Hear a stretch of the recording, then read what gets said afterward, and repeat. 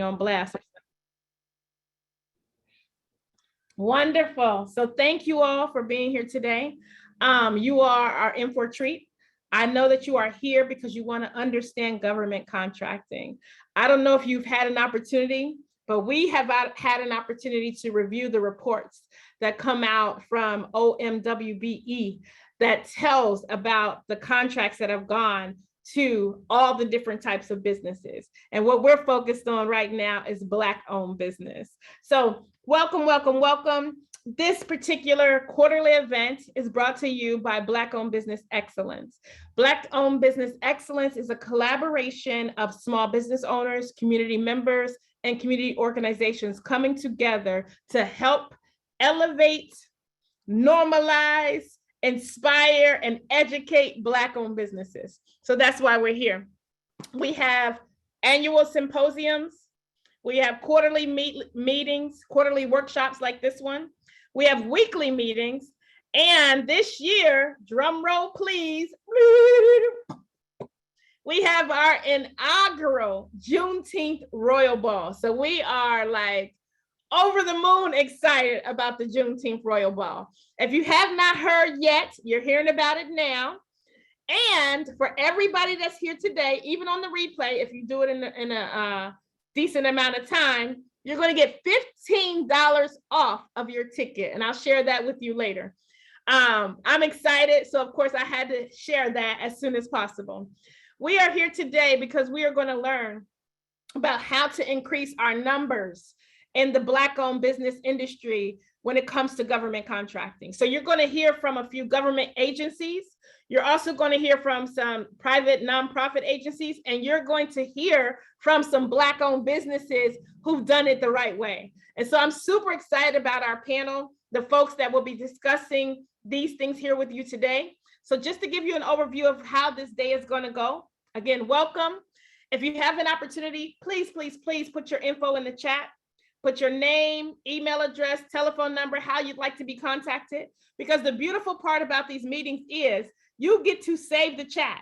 And as you're thinking about different people that you meet throughout the day that you want to contact, you'll have the information to use later, right? That's one thing. Number two, we want to make sure that we are highlighting Black-owned businesses and Black folks, right? So please, please, please put your information in the chat. Make sure that you are communicating in the chat. If you have a question that comes up, we will be monitoring the chat. We will make sure that we answer your questions along the way. So how this is going to go.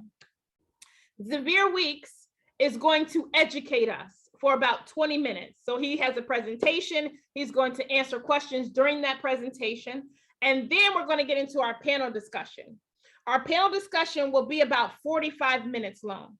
And that's where our panelists will share with you their insight, their secrets to success, their contact information, and different things that you all have questions about. Any questions that you have, please place them in the chat. We'll try to answer your questions first, because that's what's most important. That's the reason why you're here. That's the reason why we're live. If you're listening to the replay, thank you. We have something for you too. As you're listening to the replay and you come up with questions, you'll always have the contact information for the folks that are on this panel that you can ask those questions at a later time. After the panel discussion, we're going to open up breakout rooms. So for those of you that are here live and not listening to the replay, you can go into the breakout room with folks that are in the panel and also some of our beautiful and wonderful supporters. And so before I get started, I do want to thank our supporters. We have support from some tremendously amazing organizations, and most of them are here today. And that's the beauty of partnership and having supporters who really care about the mission and care about the work that we're doing. And so I did see Shayna. Shayna is with the Department of Enterprise Services. And she's here. She will be in a breakout room today, her and some other people from her team. I did see Taj. Taj is with Seattle Credit Union. He will be in the breakout room today to answer your questions about some of the products that they are curating at Seattle Credit Union for Black-owned businesses, small businesses, and even startups.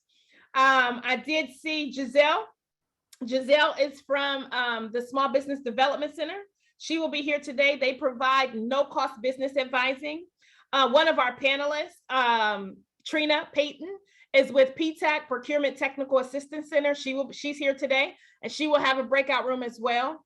Evergreen Business Capital is another one of our supporters. Craft 3, Verity Credit Union, Key Bank, WSMA, Business Impact Northwest, BECU. Those are some of our major supporters that are allowing us to be able to put on programs like this. In addition to those, we also have Black Dot Underground. We're powered by SBA. We have the Seattle Public Library, GSBA, the Beacon Business Alliance. Who else? Bigger Than Me. I think I already mentioned the MBDA, the Micro Business Development Agency, Client Capital, Urban Impact, the National Black MBA Association. These are all of our partner organizations that are helping us to make sure that we're putting on these particular events. All right. So without further ado, I'm going to introduce Zavir. Zavir, please take it away. Hello, everyone. You can hear me. So my name is Zavir Weeks. Thank you, Jennifer Nass, for that wonderful introduction. It's always nice to be among friends. I represent the Northwest Mountain Minority Supplier Development Council. And basically what our organization does is we help to certify minority businesses in the private sector, similar to how OMWBE certifies in the public. I'm sorry, we certify in the private, similar to OMWBE certifying in the public sector. We have partnered with Nike, Starbucks, Microsoft, and other organizations to fill in that supplier diversity chain to allow businesses that go unrecognized and are marginalized access to improve that diversity piece. Now, the reason why I'm here today is to share with you just a broad overview of what government contracting is and how it may be right for your business.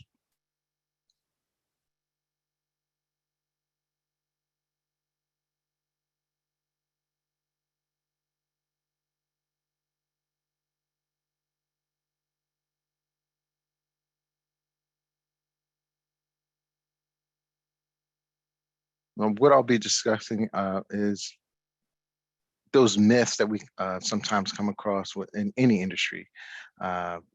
Understand what that government marketplace is, the benefits of contracting, thresholds for federal purchases, and understanding if the government buys what you sell.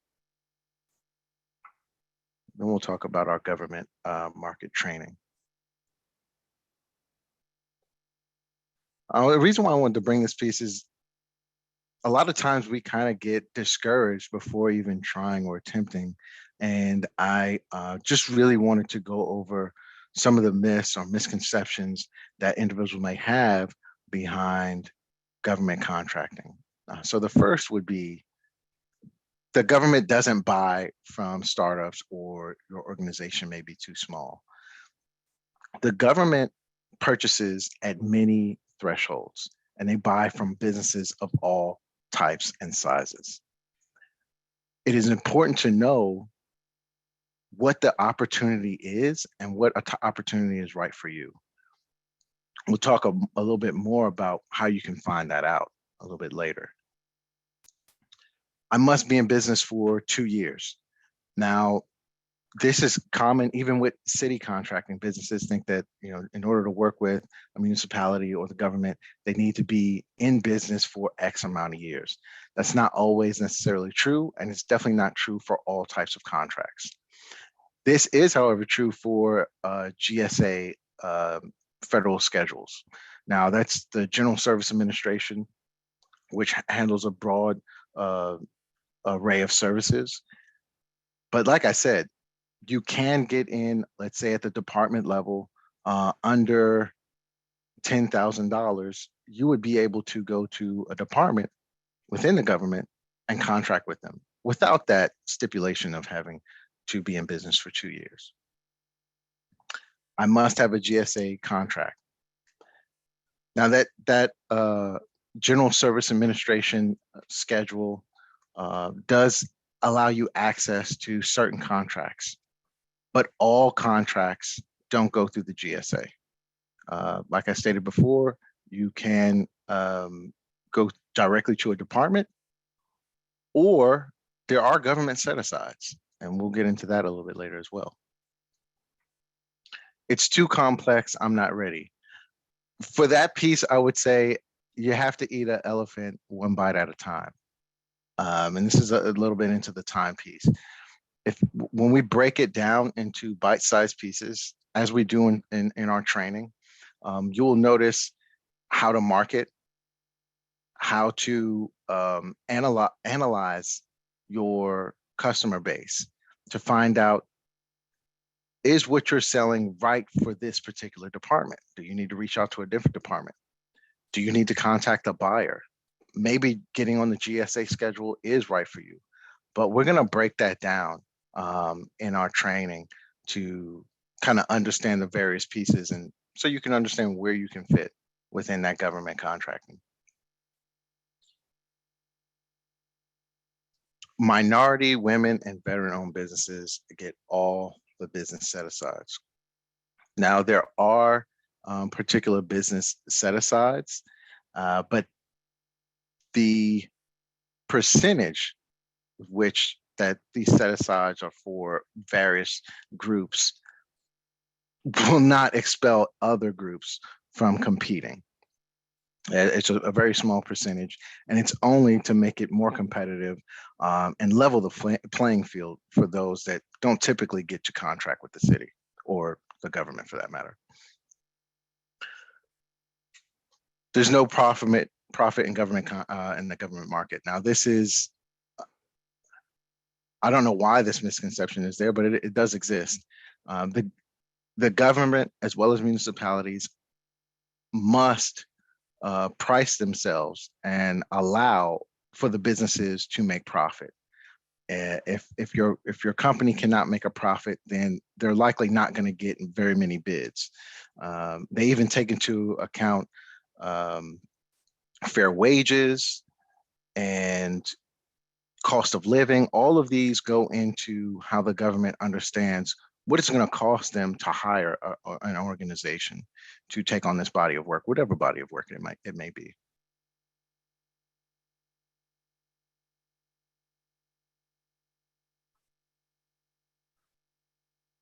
So the government contracting market is a multi-trillion-dollar marketplace. It's for federal, local, state agencies, schools. They can go there to procure goods and services for private and public sector to fulfill either contracts, and this fulfillment goes through contracts. The market also provides funding to serve the public through grants.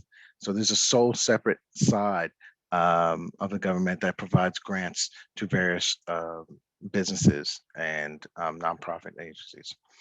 Federal contracting spending is approximately $500 billion each year. State and local education, SLED, spends $1.5 trillion per year. Now, this is 3 times the federal contracting rate. This is an enormous space to compete in. We're going to look at how that may be right for your organization and the benefits to contracting with the government. So let's talk a little bit more about these set-asides. So small businesses have set-asides of 23%. Now you can go to the the SBA to understand your industry and are you considered a small business within your industry. It's a little bit different based on NAICS codes. Small and disadvantaged businesses, that's 5%. Women-owned small businesses is another 5%. And service disabled veteran-owned businesses is 3%. Now, there are no set-asides based on race. You can earn a set-aside based on being disabled or disadvantaged to some degree, but there are no racial set-asides. As far as revenue, payments are timely. You can build a steady stream of revenue on government contracting. A lot of organizations that were positioned to take advantage of government contracts that may have already had government contracts or or experience in government contracts did very well throughout the pandemic.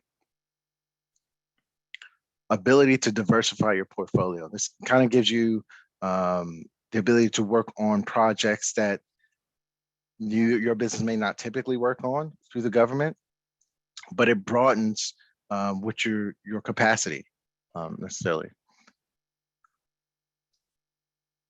The thing I like about government contracting, municipality contracting, is it's very transparent.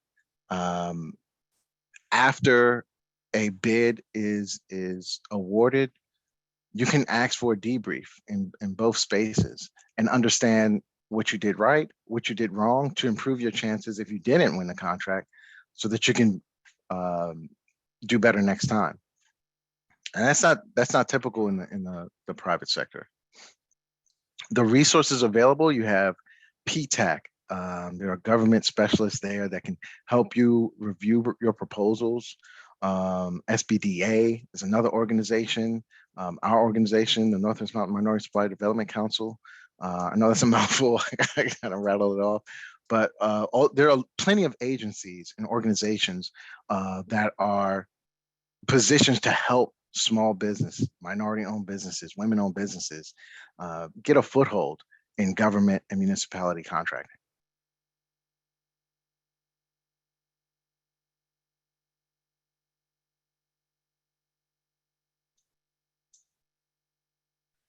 Now, I wanted to share the thresholds for federal purchasing.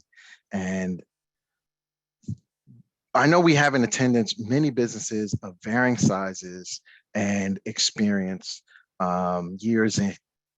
So hopefully, just by looking at this, and maybe I'll explain a little bit, you can get an understanding of where you can kind of position yourself to be able to take advantage of government contracting. So at the bottom here, we have micro purchase thresholds. Now that ends at $10,000. For the city of Seattle, it's $8,000. For other cities, a little bit bigger. I know the city of Portland, I just found out, is at $100,000 for their direct spend.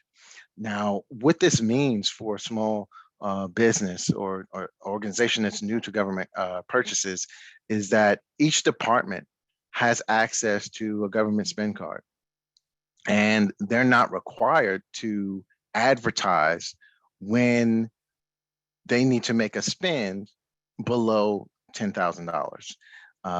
Above that, there's some more stipulations that they may incur, but below the $10,000 limit, they can go directly to the vendor. Don't have to get any competing quotes. They can find out, hey, does this organization have what we need? Do they have the capacity and capability to provide? If so, they can directly spend with that organization. And those small business set-asides are not mandatory under this threshold, so that they can spend with whatever organization.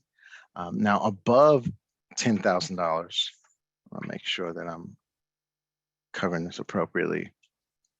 Just to recap, between 2,000 and 25,000, procurement is decentralized. So there's no overseeing the spend necessarily. The departments are allowed to make purchases on their own, and they can sole source these awards. That's another name for this direct spend, is sole sourcing of award. At the 10K level, the government does have to get at least 3 competent quotes, right? And of those quotes, they can make an award. So it's not necessarily a sole source, but they at least need 3 quotes. Now, between 10,000 and 250,000, this is where set-asides take effect. They're not necessarily applied throughout, but this is where you're going to see the bulk of your set-asides. Above 250,000, at that 700,000 threshold, those set-asides do not apply. Now, I did tell you that above 10,000, there are 3 quotes need to be retrieved. And this is a space where you can go to the buyer, and as 3 quotes need to be, they need to be retrieved for a purchase to be made. You can go to the buyers and let them know, I know you have to get 3 quotes at this price point. I would like to be included in that. And that's one way that you can kind of, get that your business kind of marketed to either department or at least a buyer, to let them know we have what you purchase. We would just like to be included whenever you're looking for quotes.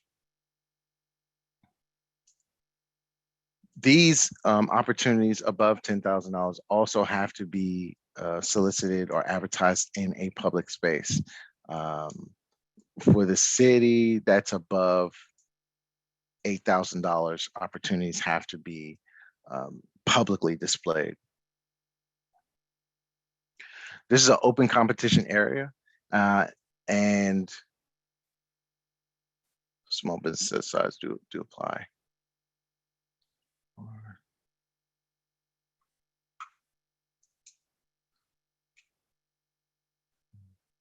Okay, I would like to talk about the rule of two at the $250,000 level. So this rule of two states that if there are at least 2 small businesses that can that have the ability, the capability, the capacity to take on this body of work, um, the small business set asides, they can be set for small businesses at that level. If there's no businesses, or if there are at least not 2 small businesses that can compete at that $250,000 level, then they do not have to make any set asides for small businesses. So this is good. The more small businesses that compete at that level, it opens the door for other small firms. Now, at that $700,000 level, these are negotiated acquisitions. These are not typically advertised. These are typically on schedule. However, there are subcontracting opportunities for small businesses when opportunities are above $700,000. So you could be potentially a small subcontractor to the prime at that level.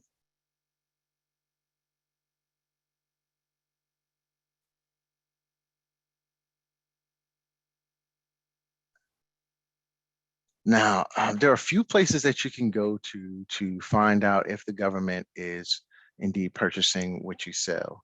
At the bottom, we have the GSA library. This is the General Service Administration. Now, what they typically cover is the maintenance of federal buildings and vehicle leasing, so government vehicles as well. This e-library is not very user-friendly. However, you can, with due diligence, find out what those schedules enable businesses to take on. So you can definitely find out what the government's purchasing through that e-library. The GSA Advantage is a little bit more user-friendly, and it's a bit of the same, but it's displayed a little bit differently. But you can definitely find out what's on schedule. And we're talking about things like window cleaning, repaving,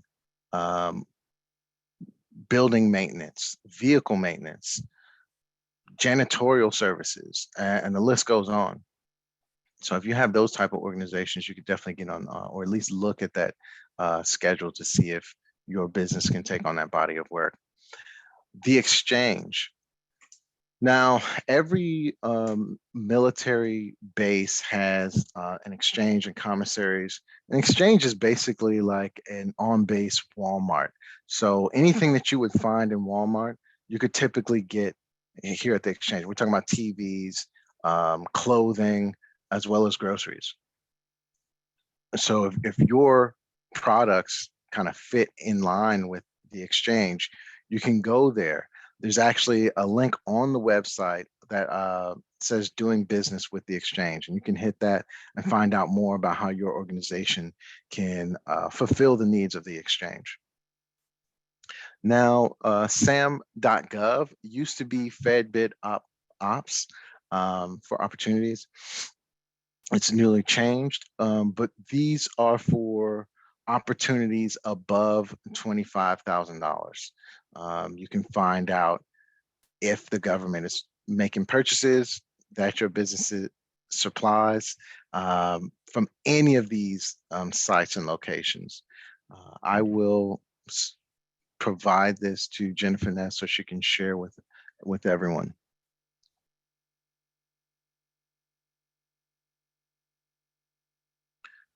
Now, finally, the Northwest Mountain Minority Supplier Development Council has recently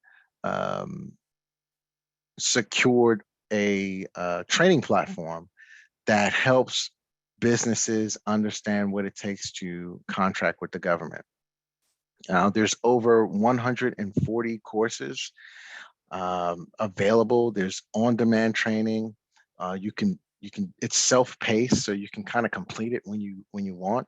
We also have live events hosted here. Now you can see expert help over here in the corner. You can talk to a government contracting specialist to get assistance, in real time. This we provide to businesses that want to contract with the government and city municipalities for free. Again, this is well over 140 courses. If you need help, if you feel like this type of training would be good for you, please contact us. I'm proud and grateful to be a part of the community and be able to supply this type of training if it's needed. Please let us know.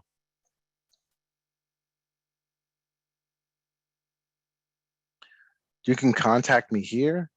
I will also would like to let you guys know that today is actually my last day. So I'm grateful to be here. I wanted to end it on a high note. So if you tie in with me, I'll forward you to my counterpart that can get you guys off on the right foot as far as government contracting is concerned. Well, Xavier, how you just gonna leave us? I had to show up for this, though. I'm like, well, thank you for letting us be a part of your last day. We really appreciate that. I appreciate being here. Listen, I learned so much from that education piece. I really appreciate it. I didn't even realize that. I knew that some of these agencies had P cards and they could do for a certain amount. I didn't know what that amount was. I didn't know that it was at the discretion of the person with the P card. So thank you for sharing that. That was like new information for me. Yeah. In addition to that, that one system that you mentioned, let me go back to my notes over here. There was a system that you mentioned. I said, oh, the exchange. I hadn't heard of the exchange. And so I just want to pause for a minute. There are tons of folks on the line right now. What did you get from what Xavier just shared with us? Please type it in the chat. And as you're typing that, I have one question for Xavier, but please type in the chat. That was some really good information that we are not privy to, that we may not know. Some of us have been in business for years, may not know that. I know I've been in business for 16 years, and some of that I didn't know. I've done business with the government, some of it by accident, some of it, like, seriously, not that I was prepared. I'm just being honest. Not that I was prepared or knew what I was getting into, but somebody contacted me and was like, "Hey, we have a contract," and I'm like, "Okay, let's go," and didn't even realize it was a government contract. So, not that I was like seeking it out. So, I thank you for that, Xavier. I just want to go over some of the things that folks have put in the chat that they've learned. The training is excellent. When you're ready to take action, call PTAC. That was from Trina. That was a shameless plug about PTAC. But it was great information. That comes from Jewel. It comes from Shanna. Very comprehensive overview. Thank you, Xavier. Very resourceful. I'm asking what y'all got from it. Like the biggest piece of information that resonated with you. I see a lot of thank yous and congratulations. Yeah, truly, congratulations, Xavier. You can get a debrief. You can get a debrief. And with the city of Seattle as well, anytime you go up from municipality or government contracting, ask for a debrief. It only makes you better. Yes, thank you for that. And can you explain to some of us that don't even know what a debrief is? So once you compete for a bid, bids are typically by cost. Lowest bid wins. But if it's like an RFP, a request for proposal, you're going to submit your response to their request. If it's change management or a new system they want developed, you're going to give them an idea of how you would attack that. You'll have pricing in there, your hourly rates, and a plan which you submit. They're going to look at it for, let's say, 3 organizations, and they pick one and it's not you. You can ask for a debrief, and the debrief basically is a meeting with the decision makers to tell you, okay, this piece wasn't right. We didn't like your approach here, or the pricing is all wrong. We can't afford your services. Or they may tell you, hey, you're not charging enough. That's probably rare, but the government entities for prevailing wage positions, they need to keep that in mind. For the city, I use the city as an example because that's where we kind of started. There's individuals that put drywall tape up. That individual is getting paid like $120 an hour. But if you don't take that into account, then they're going to know because it's going to be revealed in your pricing. So the debrief gives you an opportunity with decision makers to better understand what went right, what went wrong. Thank you for that. And thank you. So we got some experts in the room. Y'all need to ask y'all questions. I see Tamaka in the chat, Tamika in the chat. I know. I'm like, Tamika's here. Yeah. Tamika's in the house and she's in the chat and she said, please know, you can also ask for past contracts awarded and the bid pricing, even if you do a debrief.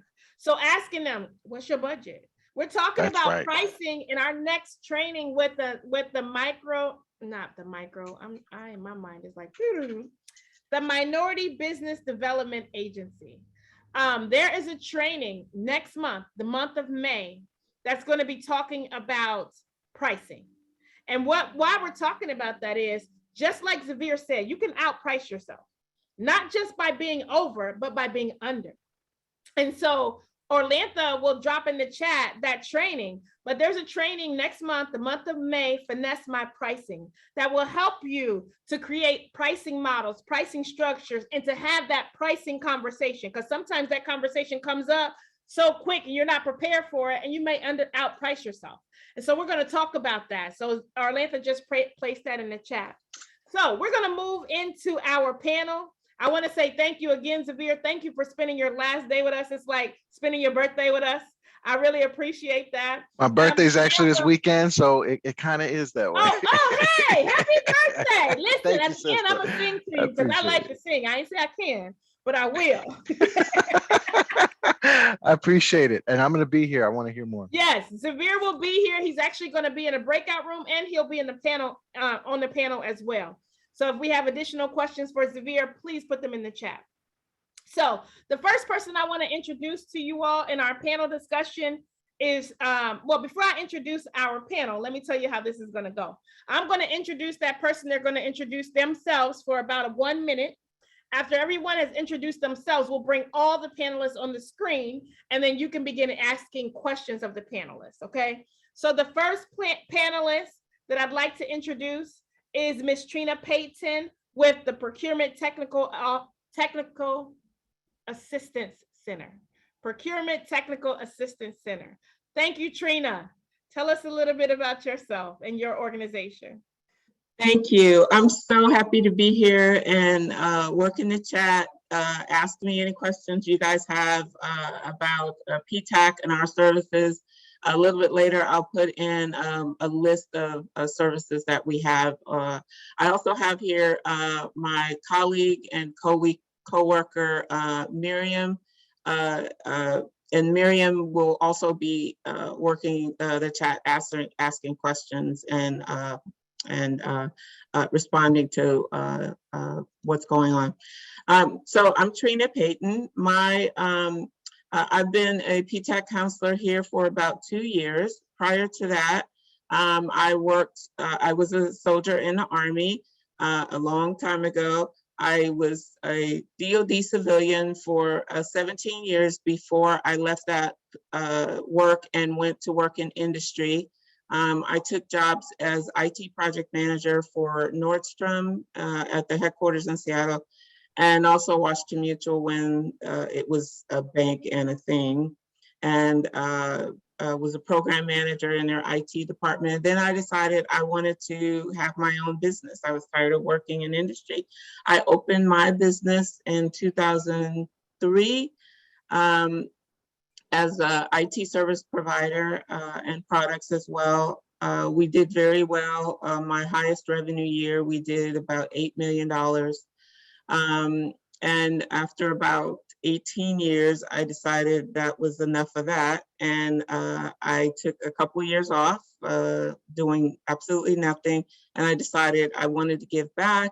So I came to work for PTAC and helping other people be successful in the public sector market. And so I'm very passionate about helping communities of color, the BIPOC community in general, and women-owned businesses get a share of public sector contracting, while I also sit on various committees and boards and stuff that talk about the internal policy and process of changing and breaking down barriers that people of color have while they're trying to grow their business. So I know that was a long version that I did what I did at the dry run, but I thought it was important that I share that information. Thank you so much. We really appreciate you, Trina. We appreciate you being here today and absolutely sharing. So thank you so much. The next person we have is Casey Woods. Casey Woods to the stage. Thank you, Jennifer. Good morning, everyone. My name is Casey Woods. I currently serve as the Equity and Contracting and Workforce Programs Manager for the City of Tacoma, and our work group is located within Community and Economic Development. I think we have a few of our team members on the call today as well, so that's great. But for those that are not aware, the Equity and Contracting Program places requirements on the utilization of certified firms. So certified firms being minority business enterprises, women business enterprises, and small business enterprises. And those requirements are placed right now on public works contracts, well, typically road construction, which includes other things. And then in 2022, this year, we're looking to expand the program to also include requirements on architecture and engineering and goods and services contracts. But I'll end with that, and we'll be able to share more later today, but thankful to be here. Thank you so much, Casey. The next person we have is Miss Tamika Thornton. Tamika, welcome. Hi, good morning, everyone. Tamika Thornton. I am the Community and Citizenship Director at Turner Construction. My responsibilities include what we call our 4 pillars, which is WIMBY, utilization and participation. Also youth engagement, trying to engage and encourage not only just individuals who are graduating high school, but starting at the late elementary and middle school levels to get especially females and children of color into the construction and trades. Also workforce development, looking at individuals who are 18 to 24, also who may need a second chance, consider the construction industry, as well as overall community engagement. So those 4 pillars are the areas I work in. Turner, we're a global company, but here in Seattle, we do a lot of private and some public construction, mainly high residential, commercial. We also do some aviation, healthcare, schools. And again, if you have any questions, I've worked in the public sector as well as private. Previously worked at the Port of Seattle, so definitely aware of government contracting also. And if you have any questions, feel free to look at my information in the chat and reach out to me. So thank you very much. Thank you so much, Tamika. And then we have Kiana Daniels. Kiana. She glowing, y'all. She 8 months pregnant. Hey! I'm coming to the end. I'm bringing it home. So good morning, everyone. My name is Kiana Daniels. I'm the administrator of Children's Nursing Services. We provide fertility and maternity home health services, mainly in the form of injection support. And we also provide home COVID-19 vaccine support. We are a private contractor with King County currently. We have done some federal contracting as well. As far as personally, I just wrote some things down. I am a former ABC News Person of the Week for being singled out at my graduation by former First Lady Michelle Obama for going from being homeless at 16 to graduating at the top of my college class. Yeah. Research background and various research backgrounds, and I've done things in Alaska for an NIH and lung transplant rejection, Yale School of Medicine and Department of Neurobiology, and for NASA as well. I am the author of several books and a serial entrepreneur, and I'm happy to be here. Thank you so much, Kiana. I got chills on my face when you said, former homeless and then top of my class in college. Like, don't tell me where you can't go, okay? Don't tell me what our people can't do, okay? We are resilient. It's in our blood, all right? So I'm going to bring all of our panelists back. And you all heard some amazing things. I saw you in the chat shouting it out. So I appreciate you, and I want you to know that they are here to answer your questions. So again, we have Casey Woods, we have Tamika Thornton, we have Kiana Daniels, we have Trina Payton, and we have Xavier Weeks, okay? And so as they are here answering our questions, I did drop in the chat, and I will drop again. The reason why we are having this government contracting, the reason why BOBE decided government contracting is something that we need to talk about is because we read this report. And for those of you that haven't read the report, I'm going to drop it in the chat real quick. So we read this report that came out, and in this report, I was disappointed. And I hopefully you all have an opportunity to read it. But I was so disappointed to see the number of Black-owned businesses that actually were in the report. The minority, now this is by the minority business, wait a minute, how do you say? OMWBE put this report out. And so what they said was there was $173 billion in 2020 spent by certified firms by industry in this report. And of course, a large portion of that went to construction, but there was those others that were mentioned by Xavier. And of that money, y'all, Black-owned businesses received less than 1%. That hurt my heart. It hurt my feelings. It hurt my heart. It hurt my everything. Because I'm like, why are we not taking advantage? And I think it's because we don't understand government contracting. So that's the purpose of this panel, us to be able to understand it, ask the questions that we need to be able to actually move those numbers in the future. So the first person I want to ask a question is Kiana. Kiana, can you tell us a little bit about the contract that you got, the $250,000 contract, and how that changed maybe the trajectory of your business, or even helped you to pivot during COVID? Can you talk a little bit about that? Absolutely. So when the pandemic hit, our business was severely impacted because it mainly works in the home health, fertility, and maternity space. And a lot of the fertility clinics were shut down and it was considered non-essential. Even though our clients were dealing with infertility and trying to get pregnant, they were not prioritized. So so our business like hit ground bottom, and just overnight, like many other businesses. So we had to pivot. We had to find different ways to survive, basically. And as far as with the business, that was my sole source of income. That's all I was doing. Wasn't working any part-time job anyway. It was just in the business. So my husband and I are like, okay, what do we need to do? Plus, we also had employees who were dependent on us for income as well.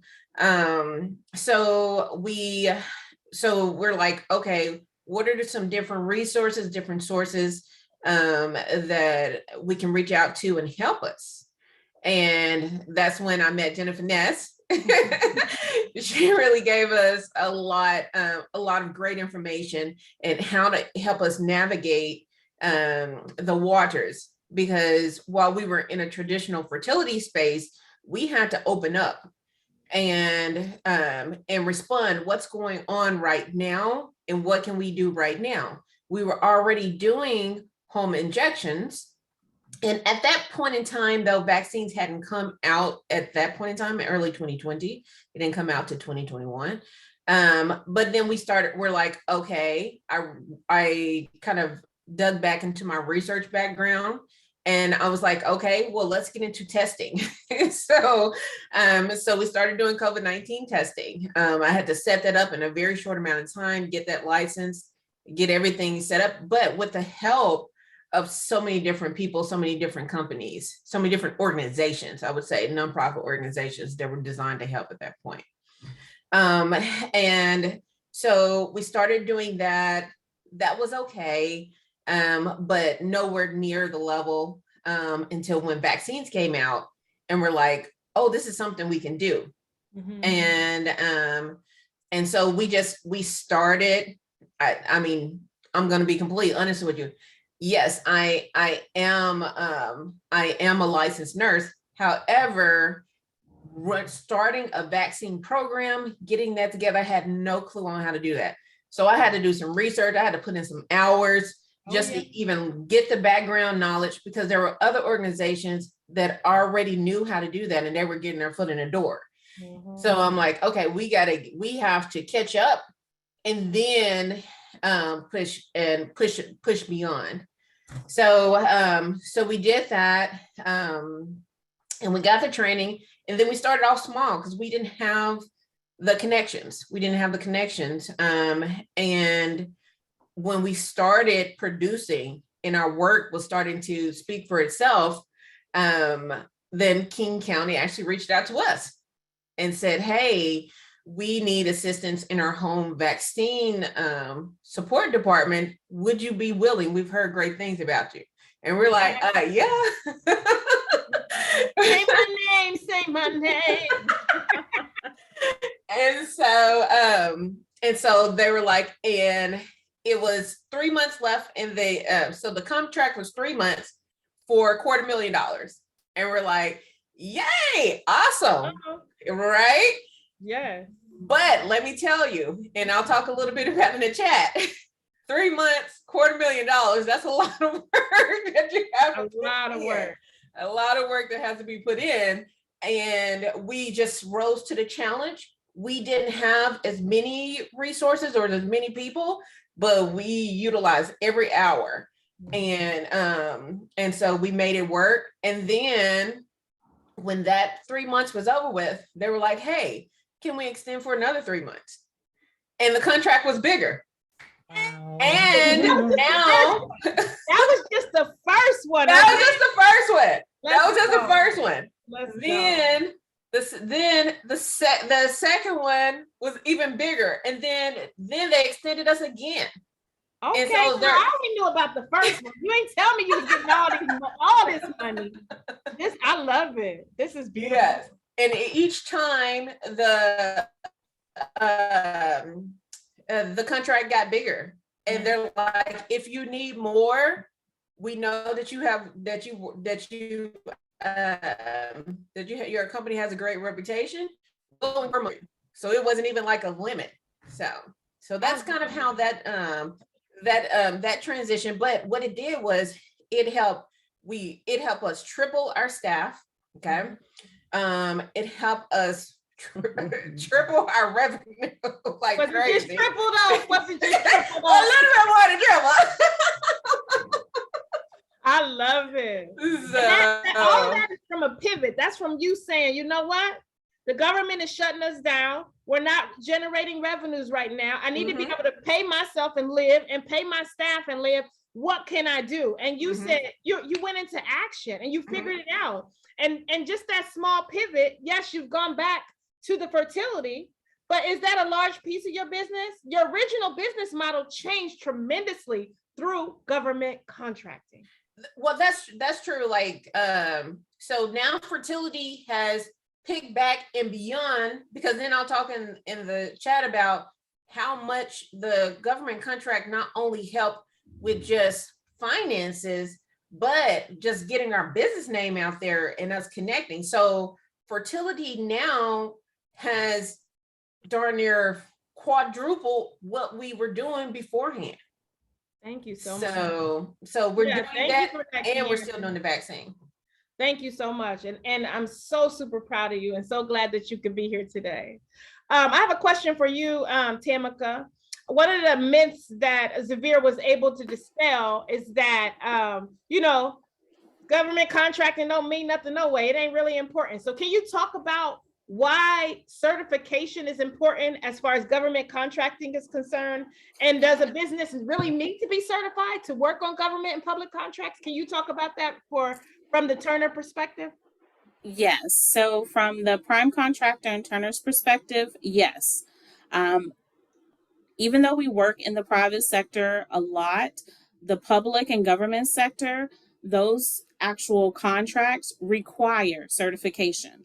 So a lot of times the contract will say a DBE goal. It will say a MWBE goal. It may say a SBE goal. And as the contractor, we go in, we're looking at the RFP, and we have to commit to that up front.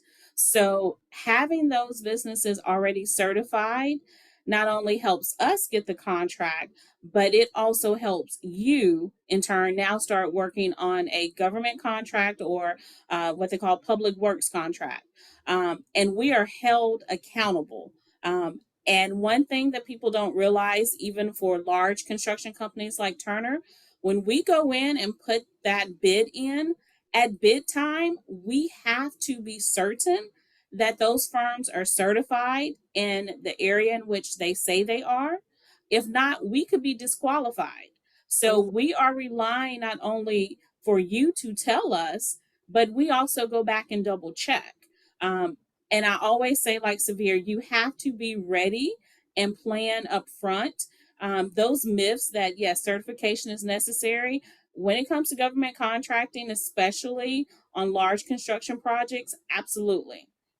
The benefit more than anything is that you not only get that experience, but for Turner, you stay within our what we call our preferred bidders and supplier and vendors list. So while you may work on one contract, you end up building that relationship with us, and it continues. So now that you're certified, we won the contract, you're working as a subcontractor up under us, but then now you have the opportunity to work on other contracts with Turner. So again, it is kind of like Kiana said, you are pivoting your business to continue to excel. So you not only are looking at one project, but now you truly have almost like a book of contracts and opportunities to keep going. So that certification is definitely necessary.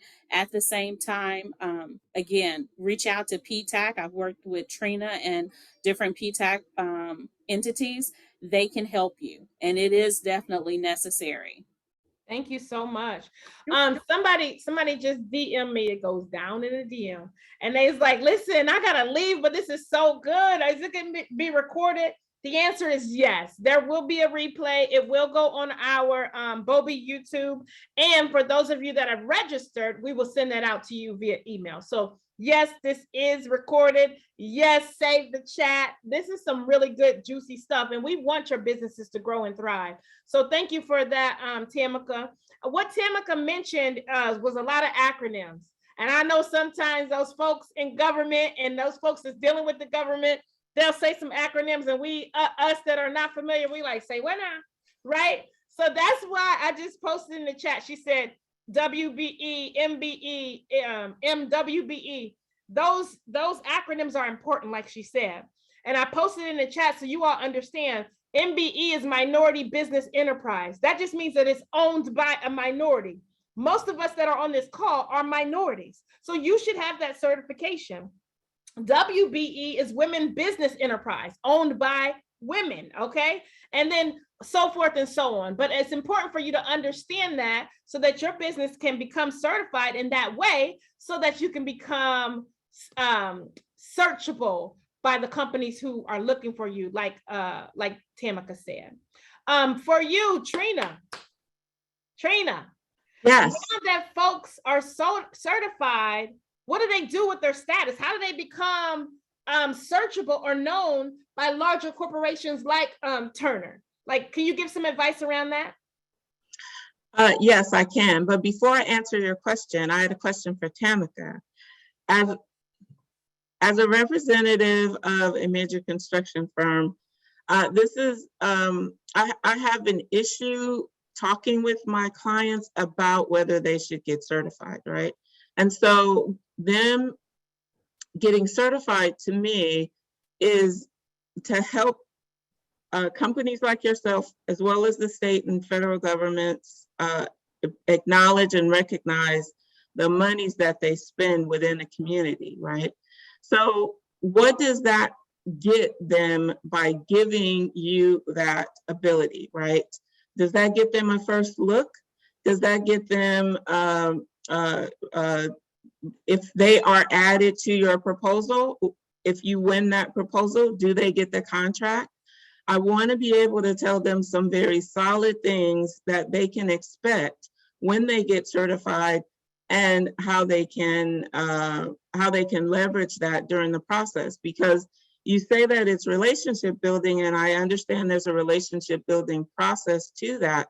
But if I tell them to go out and get certified and they don't get the contract and they don't do that, then I think that you're going to use probably other small businesses that have not done all of the paperwork to get certified to fill that spot. So a lot of your selections that are based off of money, and money being the biggest driver, it's hard for me to say, just go get certified, because that helps your client and, Right. and not really adds a whole lot of value to you. So I don't know if that makes any sense, but if you can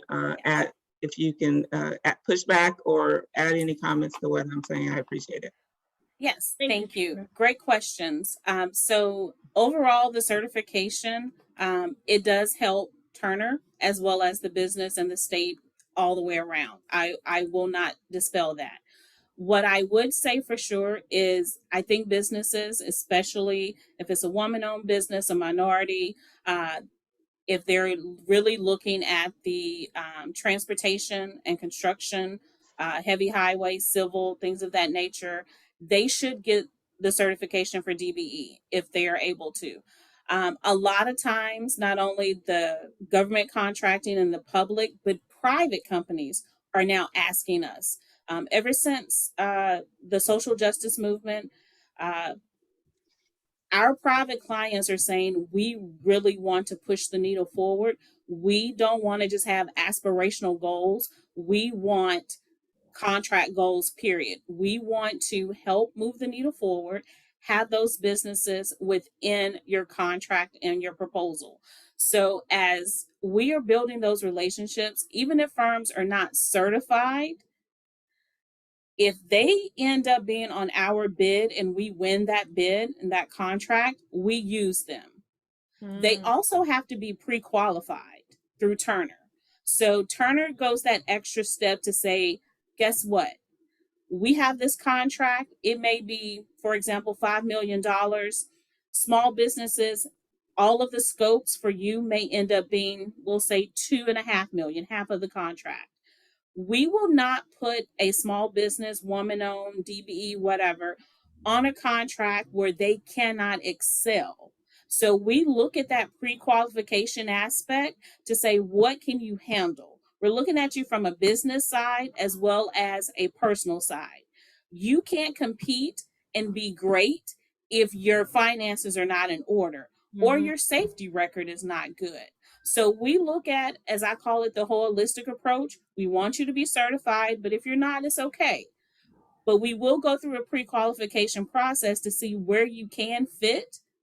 And once you are awarded, we have plenty of resources, as well as myself, to make sure you don't fall through the cracks. So if you need to have an accelerated payment, okay, let us know up front. We have resources for that.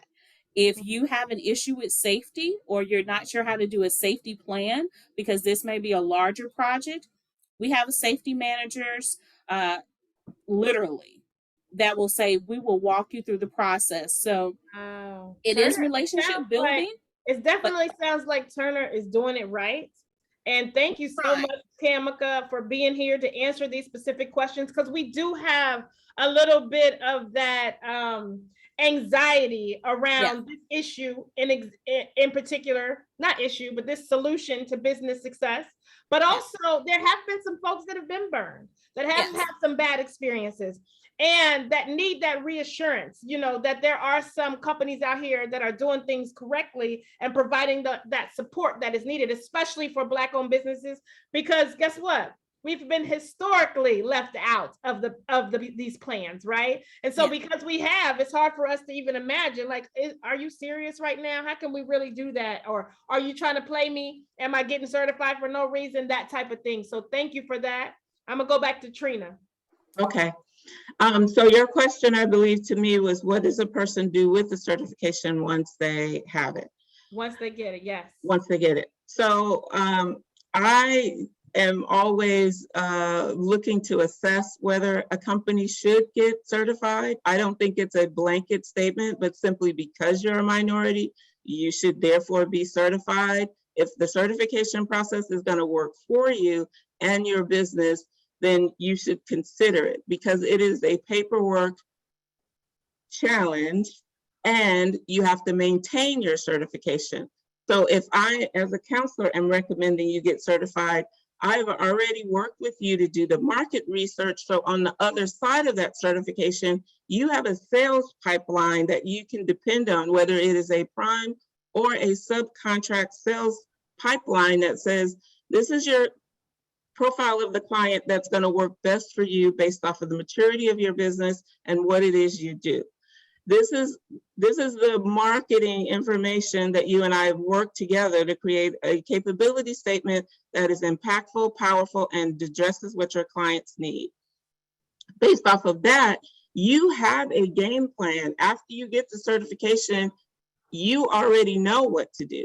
You already have a vetting spreadsheet, so you can vet opportunities that are going to be the right ones for you, and it's going to screen out those opportunities that are not going to be for you. So my clients that I work with routinely understand that process, and at the other end, it's not, you know, and I do get calls from people, I just got certified, what do I do now? And I'm like, boy, you're missing a whole bunch of pieces if that's the question that you have for me at this point. So and you don't have to work with a PTAC counselor, although I obviously recommend it, but right? You need somebody that knows how to do the market research, so you don't go down a rabbit hole of market research and get inundated and discouraged and you end up abandoning your pursuit.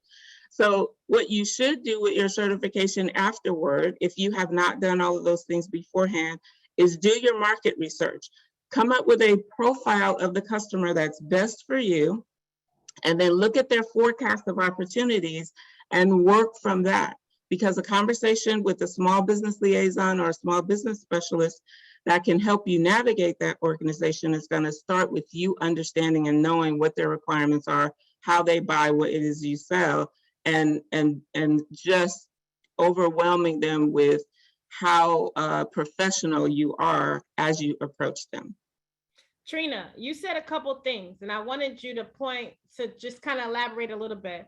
When you talked about developing your plan and your strategy, that's something that you help folks with for no cost through PTAC, correct? Can you speak a little bit about the services of PTAC and the fact, again, that they are no cost? Like, you need to contact Trina and her colleagues so that you can get some assistance. Can you speak a little bit about that?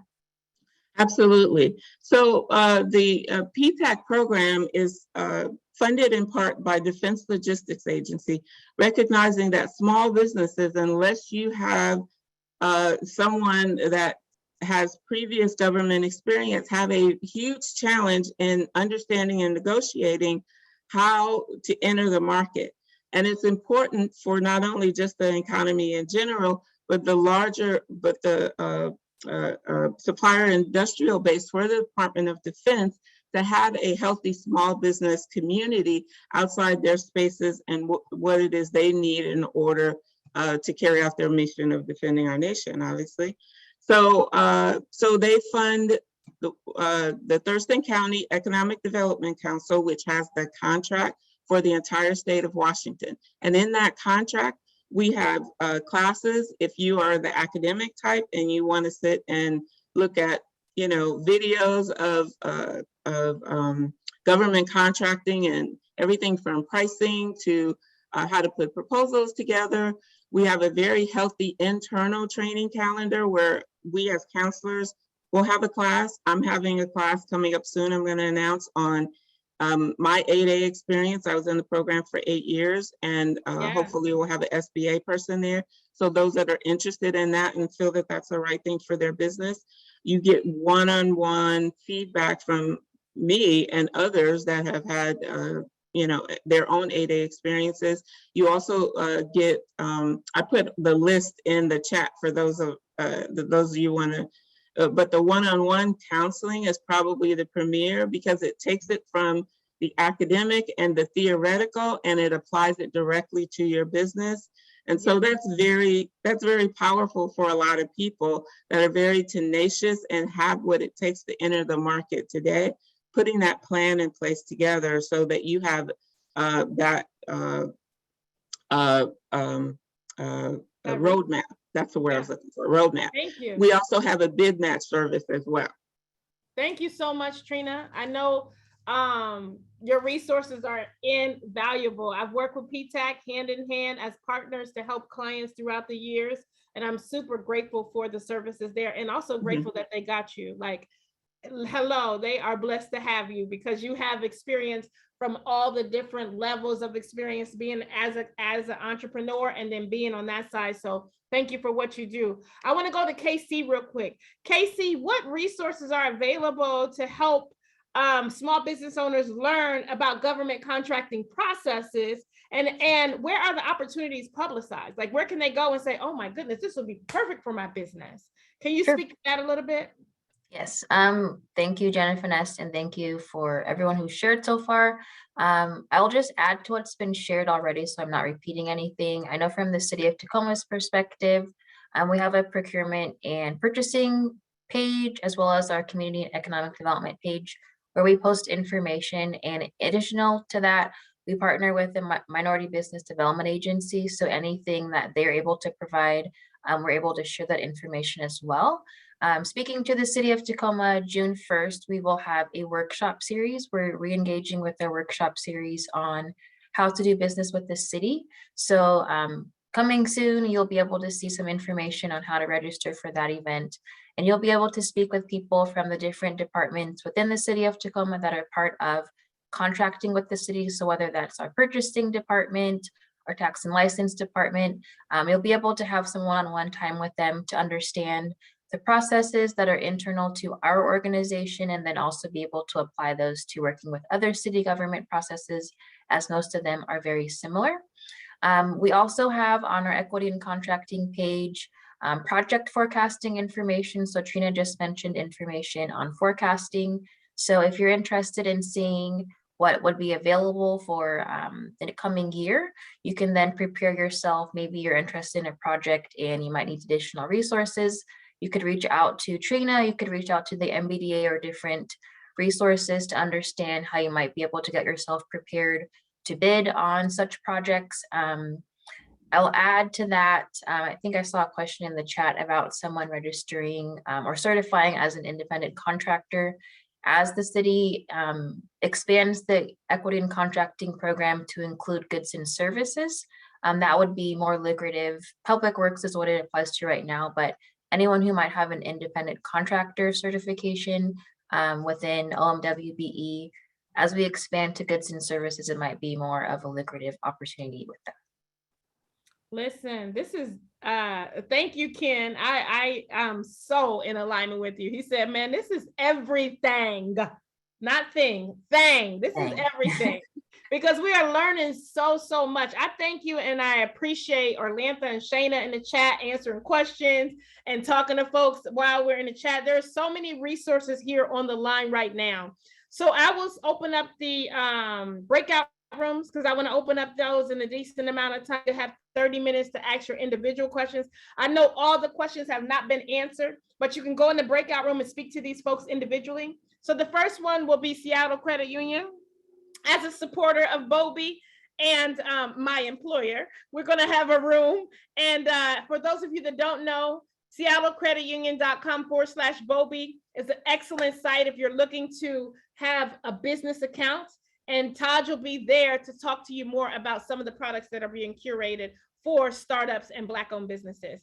In the second room, we're going to have Minority Business Development Agency, as well as the Northwest Minority Supplier Diversity Council. Hey, I said it. Hey!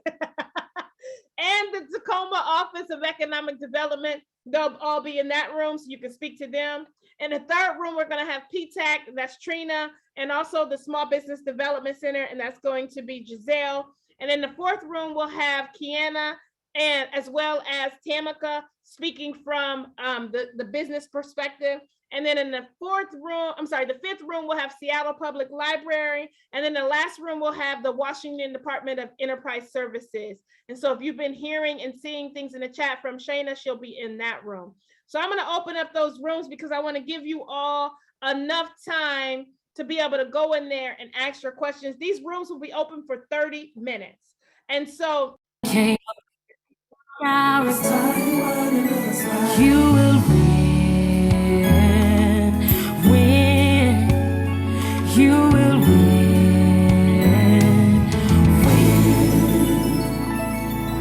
The enemy came up against your health.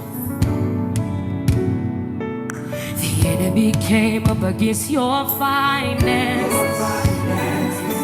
The enemy came up against your vision. The enemy came up against your business. You will win.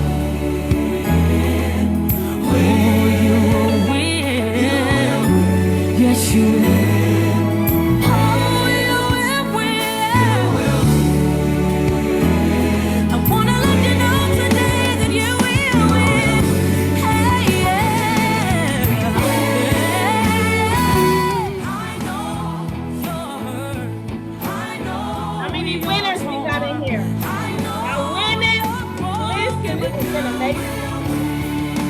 Y'all gonna win. You all are winning. But I want y'all to take a moment in the next 2 minutes, type in the chat what you got out of today.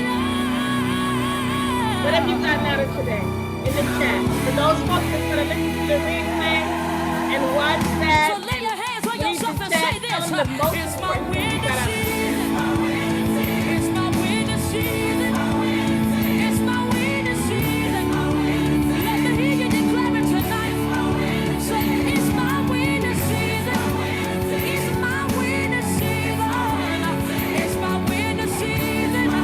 From now, this is what you gotta declare.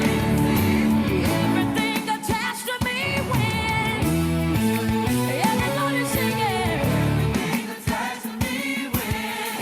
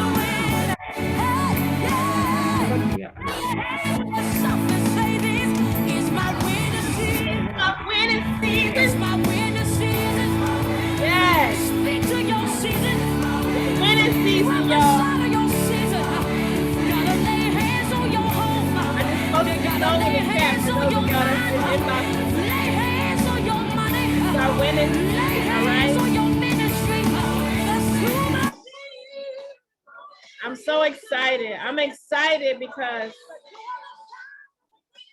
y'all gonna win. Y'all gonna win contracts. Y'all gonna win in business. Y'all gonna scale up. Y'all gonna do all these beautiful things because of everything attached to you wins. Everything attached to us wins. We attach to one another. But this is how we grow, seriously. We grow from learning, from connecting to the right folks, from being open to pivoting. Y'all heard from these amazing folks today and all the opportunities that came from just opening up your mindset, opening up. I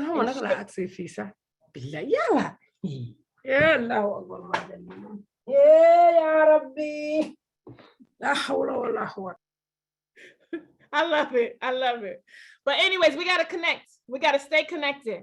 If you have not gotten your ticket to the inaugural Juneteenth Royal Ball, please do so. It's going to be an awesome opportunity for us to come together, not just celebrate Black businesses and celebrate Juneteenth, but we are going to honor some of the businesses who've been in our mix that have been able to help us to recover and thrive together in 2021 and through 2022.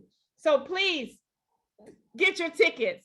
For everybody that's in this Zoom, and hopefully for those folks that are listening to the replay, you can get $15 off by using the code GOV15 just from being here today. $15 off your ticket. And definitely, we want to see you in the place. If you'd like to assist us in some of that planning, please do that as well. Join us for our weekly meetings.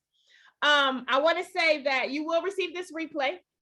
You will receive the chat. There's tons of resources and data in that chat. And you will receive a survey. We want to know. We know that this is really helpful, but we want to know what else do we need to do? What else? What other topics are important for you all? What else do you need to get in order to elevate and grow and build your Black-owned business to excellence? So whatever that is, let us know in that survey so that we can make sure that we are doing it, okay? We're taking all these things into consideration as we are planning and developing for our quarterly events and even our annual symposium. We have some amazing things coming in store for you all. All right. If you'd love to help us with the planning, join us. We have a weekly meeting every Monday at 1:30. That's for the Juneteenth inaugural Royal Ball. Weekly meeting every Monday at 1:30. If you want to help with BOBE, if you want to be involved in the planning and the things that we're doing with Black-owned business excellence, we meet every Friday at 10 o'clock a.m. Every Friday, except for like holidays, like Good Friday and things like that, we ain't meeting. But other than that, we've been meeting at the same time for 3 years. Please, please, please feel free to join us.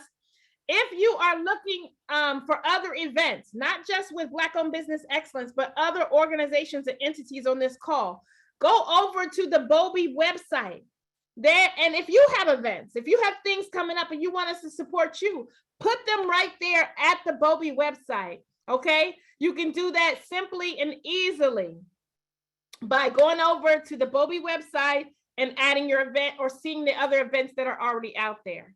If there are no more questions, I definitely want to end on time. And I want to tell y'all that I do appreciate you all. And this is coming from not just me, but all of our BOBE collaborators. We come together for the purpose of building, elevating, normalizing, celebrating, inspiring Black-owned businesses. All right. So y'all have a super awesome day. Thank you so much. Thank you to our panelists. Our panelists did an amazing job just being here today and sharing such great information and just being open and available and real, right? And speaking to us in a language that we understand and that we can implement, right? So super awesome and grateful for that. I could talk and go on forever, but the last thing I'll say is everything attached to you wins. And that includes your business. That includes everything that's attached to you. You are a win. You will win. You are a winner, okay? And this is your winning season. And guess what? It don't end. All right, let's go. I'm so excited. Y'all have a super awesome day. Thank you. Bye, everyone. Thank you, Jennifer Ness. It's been amazing. Thank you. Thank you so much. Thank you. Thank you. Thank you. Thank you. Thank you. Thank you. Thanks for hosting a great panel. Oh, you're welcome. Thank you.